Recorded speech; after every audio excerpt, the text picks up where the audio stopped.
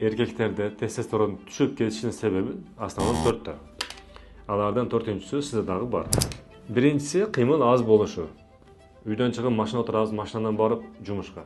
Jumishlardan ertaman kech o'tirib, dag'i mashina o'tirib uyga borasiz. Birinchisi o'sha qiymil az bo'lgan. Ikkinchisi uyquning az bo'lgani. Kam uxlagan. Kam uxlagan paytda erkaklarda uyquning az bo'lganda testosteron tushib ketadi.